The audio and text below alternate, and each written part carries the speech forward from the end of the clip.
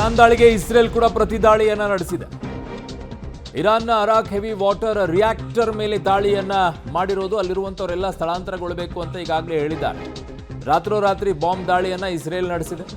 ಸುತ್ತಮುತ್ತಲಿರುವಂತಹ ಜನ ಯಾರು ಕೂಡ ಇರಬಾರದು ಅಂತ ಹೇಳಿದ್ದಾರೆ. ದಾಳಿ ಬಗ್ಗೆ ಮಾಹಿತಿಯನ್ನ ಈಗ IDF ಹಂಚಿಕೊಂಡಿದೆ. ತೆಹರಾನ್ ಸೇರಿ ಇತರೆ ಪ್ರದೇಶಗಳ ಮೇಲೆ ದಾಳಿಯನ್ನ ನಡೆಸಲಾಗ್ತಾ ಇದೆ. ನೋಡ್ತಾ ಇದ್ದೀರಾ ದೃಶ್ಯಾವಳಿಗಳನ್ನ. ಅಲ್ಲಿ ಬಳಕೆ ಮಾಡಿರುವಂಥದ್ದು ಅರಾಕ್ನಲ್ಲಿರುವಂತಹ ಹೆವಿ ವಾಟರ್ ರಿಯಾಕ್ಟರ್ ಮೇಲೆ ಈ ದಾಳಿಯನ್ನ ನಡೆಸಿರೋದು. ಸುತ್ತಮುತ್ತಲ ಪ್ರದೇಶಗಳಲ್ಲಿ ಯಾರು ಜನ ಇದ್ದಾರೆ ಎಲ್ಲರೂ ಕೂಡ ಜಾಗ ಖಾಲಿ ಮಾಡಬೇಕು ಅನ್ನುವಂಥ ಸೂಚನೆ ಈಗಾಗಲೇ ನೀಡಲಾಗಿದೆ. ನನ್ನ ಸಹೋದ್ಯೋಗಿ ಈಗ ಶಬೀರ್ ನನ್ನ ಸಂಪರ್ಕಕ್ಕೆ ಸಿಗ್ತಾ ಇದ್ದಾರೆ. ಶಬೀರ್, ಈಗಾಗಲೇ ಅಲ್ಲಿ ಸೂಚನೆಯನ್ನ ಕೂಡ ಕೊಟ್ಟಿದ್ದಾರೆ, ಸುತ್ತಮುತ್ತಲಿರುವಂಥ ಜನಗಳೆಲ್ಲ ಅಲ್ಲಿಂದ ಯಾರು ಕೂಡ ಇರಕೂಡದು ಅಂತ ಹೇಳಿ. ಯಾವ ಪರಿಣಾಮಗಳನ್ನು ಉಂಟು ಮಾಡುತ್ತೆ ಈ ಜಾಗ? ನೋಡಿ ಅರುಣ್, ಟೆಹರಾನ್ನಿಂದ 250 ಕಿಲೋಮೀಟರ್ ದೂರದಲ್ಲಿ ಈ ಒಂದು ಪ್ರದೇಶ ಇರುವಂಥದ್ದು. ಈ ಪ್ರದೇಶದಲ್ಲಿ ಇರಾನ್ ಅಣುವಸ್ತ್ರಗಳನ್ನು ತಯಾರು ಮಾಡ್ತಾ ಇದೆ ಅನ್ನುವಂಥ ಮಾಹಿತಿಗಳು ಕೂಡ ಇರುವಂಥದ್ದು. ಹೀಗಾಗಿ ಈ ಪ್ರದೇಶವನ್ನು ಗುರಿಯಾಗಿಸಿಕೊಂಡು ದಾಳಿಯನ್ನು ಮಾಡುವಂಥ ಪ್ರಯತ್ನವನ್ನು ಇಸ್ರೇಲ್ ಮಾಡ್ತಾ ಇದೆ.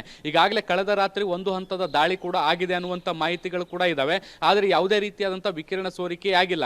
ಆದರೆ ಮತ್ತೊಂದು ಹಂತದ ದಾಳಿಯನ್ನು ನಡೆಸುವಂಥ ಎಚ್ಚರಿಕೆಯನ್ನು ಈಗಾಗಲೇ ಇಸ್ರೇಲ್ ಸೇನೆ ಕೊಟ್ಟಿರುವಂಥದ್ದು. ಹೀಗಾಗಿ ಆ ಸ್ಥಳದಲ್ಲಿರುವಂಥ ನಾಗರಿಕರು ಸ್ಥಳಾಂತರಗೊಳ್ಳಬೇಕು ಅನ್ನುವಂಥ ಎಚ್ಚರಿಕೆಯನ್ನು ಕೂಡ ಈಗ ರವಾನೆ ಮಾಡಿದೆ. ಸೊ ಹೀಗಾಗಿ ಅಲ್ಲಿರುವಂಥ ಜನರು ಕೂಡ ಈಗ ಸ್ಥಳಾಂತರಗೊಳ್ಳುವಂಥ ಕೆಲಸವನ್ನು ಕೂಡ ಮಾಡ್ತಾ ಇದ್ದಾರೆ. ಮುಂದಿನ ಹಂತದಲ್ಲಿ ಪರಮಾಣು ಕೇಂದ್ರಗಳನ್ನು ಟಾರ್ಗೆಟ್ ಮಾಡಿ ದಾಳಿಯನ್ನು ನಡೆಸುವಂಥ ಕೆಲಸಗಳು ಆಗ್ತವೆ. ಒಂದು ವೇಳೆ ಈ ಒಂದು ಪರಮಾಣು ಕೇಂದ್ರಗಳ ಮೇಲೆ, ರಿಯಾಕ್ಟರ್ಗಳ ಮೇಲೆ ದಾಳಿಯನ್ನು ನಡೆಸಿದಂಥ ಸಂದರ್ಭದಲ್ಲಿ ಒಂದು ವೇಳೆ ವಿಕಿರಣ ಸೋರಿಕೆಯಾದರೆ ಇದು ದೊಡ್ಡ ಪ್ರಮಾಣದ ಅನಾಹುತವನ್ನು ಸೃಷ್ಟಿಸುವಂಥ ಸಾಧ್ಯತೆಗಳು ಕೂಡ ಆಗ್ತಾ ಇದ್ದಾವೆ.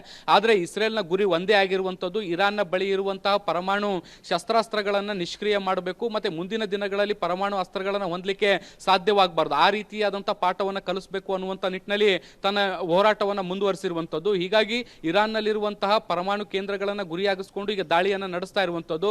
ಬಹುಶಃ ಮುಂದಿನ ಒಂದೆರಡು ದಿನಗಳಲ್ಲಿ ಈ ದಾಳಿಗಳು ಕೂಡ ನಡೀಬಹುದು. ಈ ದಾಳಿಯ ತೀವ್ರತೆ ಹೇಗಿರುತ್ತೆ ಅನ್ನುವಂಥದ್ದನ್ನು ಕೂಡ ಇನ್ನಷ್ಟೇ ಕಾದು ನೋಡಬೇಕು.